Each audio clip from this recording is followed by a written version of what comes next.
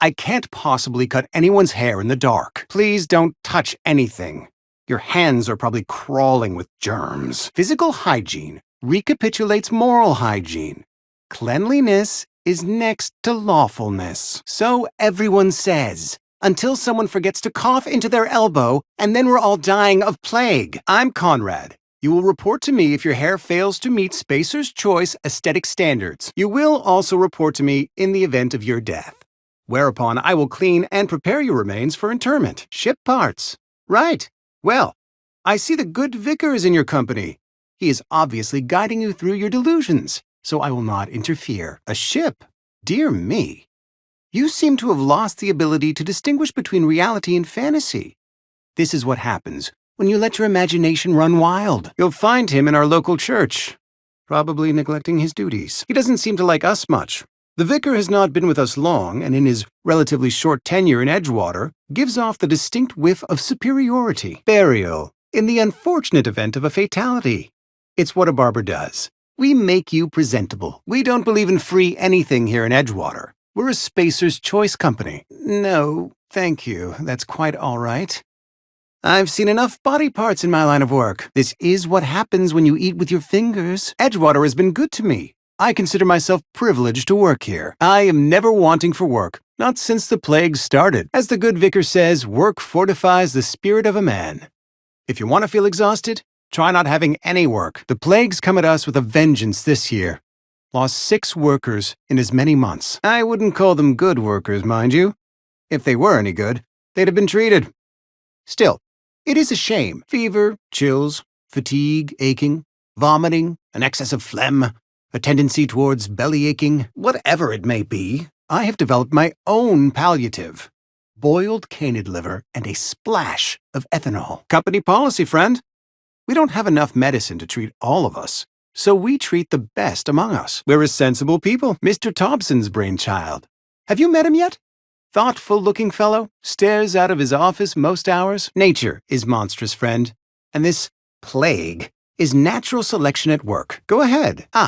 Gravesite fees. Silas and I had talked about this at length. I thought I'd made it clear my pecuniary situation precludes the necessary restitutions. As broke as pie crust, friend. Bitless, indigent, destitute. I simply cannot afford it. I am a blemish on the prosperity of our fair settlement. When I expire, I expect Silas to toss my body into a ditch. With what? My own blood? Tell Silas I can't afford to pay.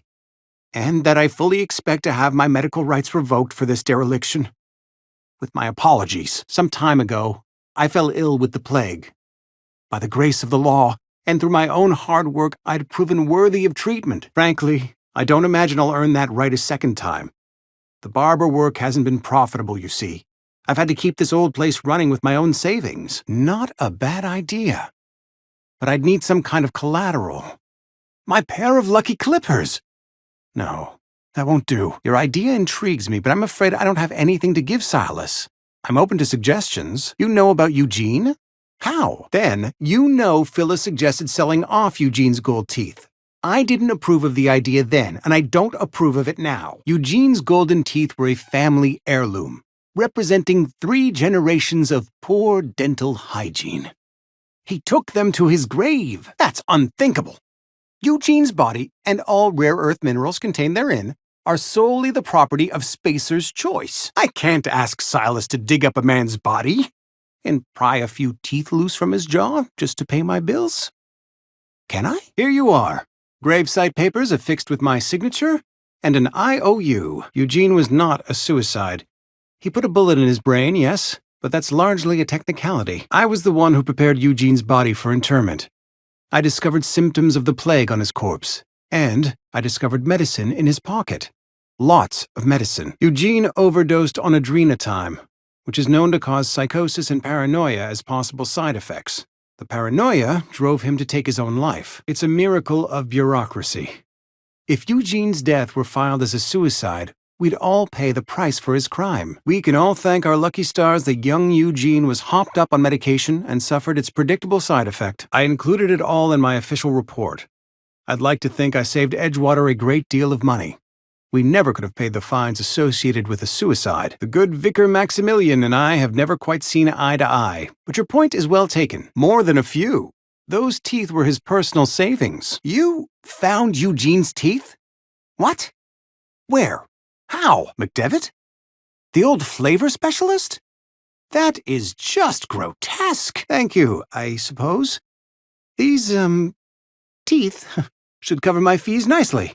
My papers should be in order. I suppose I should be grateful.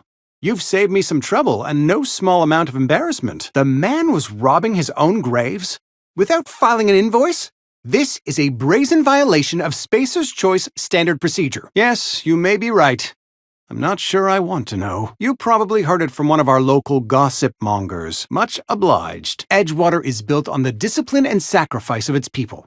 Say what you will about our town, but we all pull together. Thank you, no. I despise the cereals. I have to be, if only to prepare myself for my inevitable dressing down at the hands of corporate. I mean that I can't possibly pay my gravesite fees. What can I do for you? Oh?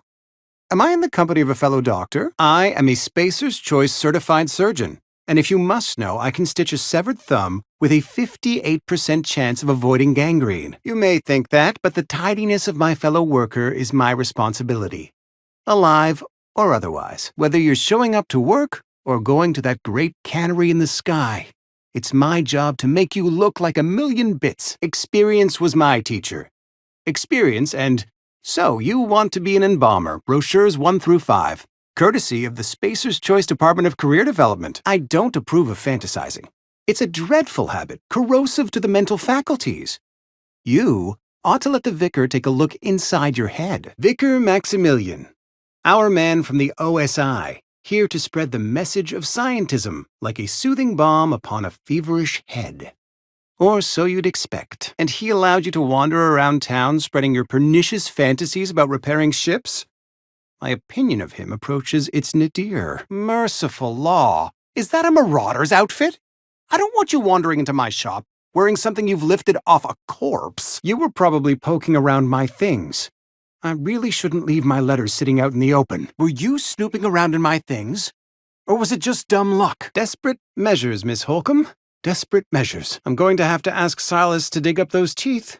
It's the only way I'm paying my gravesite fees. I'm sure that I have no other choice. Yes, I suppose I must.